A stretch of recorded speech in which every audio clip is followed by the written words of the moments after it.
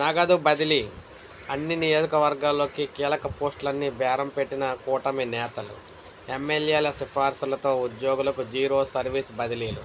చెప్పినంత ఇస్తేనే సిఫార్సు లేఖలు, లేకపోతే ఇబ్బందులే. పంచాయతీరాజ్, రెవెన్యూ, మైనింగ్, రిజిస్ట్రేషన్ శాఖల్లో జోరుగా పైరవీలు. సచివాలయ ఉద్యోగుల బదిలీలకి టీడీపీ నేతల సంతకం తప్పనిసరి. కానిస్టేబుల్ పోస్టింగ్లకు సైతం డబ్బులు డిమాండ్. సో ముఖ్యంగా చూసుకున్నట్లయితే సబ్ రిజిస్టర్ పోస్టుకు 2 కోట్లు, తిరుపతి రూరల్ తహసీల్దార్ పోస్టుకు 2 కోట్లు, కర్నూలు ఆర్డీఓ పోస్టుకు 1 కోటి, శ్రీ సత్యసాయి జిల్లాలో ఎస్ఐ పోస్టుకు 50 లక్షలు. ఇలా డిమాండ్ బట్టి ఉద్యోగుల బదిలీలకు కూటమి ప్రజాప్రతినిధులు రేట్స్ ఫిక్స్ చేస్తారు. అధికారులకు వచ్చినప్పటి నుంచి అడ్డగోలుగా దోచుకోవడం పైన దృష్టి పెట్టిన నేతలు సో పోస్టును బట్టి ఉద్యోగులకు సంబంధించి అయితే సచివాలయ ఉద్యోగులకు మాత్రం అంటే బదిలీలు కావాలంటే ఖచ్చితంగా సిఫార్సులు అయితే చేయాలన్నమాట. టీడీపీ నేతలు సిఫార్సు చేయాలి. అది ₹1,00,000 కూడా వసూలు అయితే చేయడానికి నిర్ణయించారు. తాము చెప్పినంత ఇస్తేనే నిబంధనలు సైతం పట్టించుకోకుండా జీరో సర్వీస్ బదిలీలు కూడా చేస్తామని భరోసా అయితే ఇస్తూ ఉన్నారన్నమాట.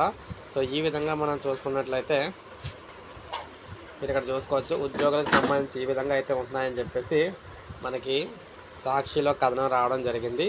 మరి ఇందులో ఎంతవరకు వాస్తవం అనేది అయితే మరి తెలిసి రావాల్సి అయితే ఉందన్నమాట. సో మరి మీరేమంటారు కామెంట్ రూపంలో తెలియజేయండి. ఒక లైక్ చేయండి, సబ్స్క్రైబ్ చేసుకోవచ్చు మన ఛానల్.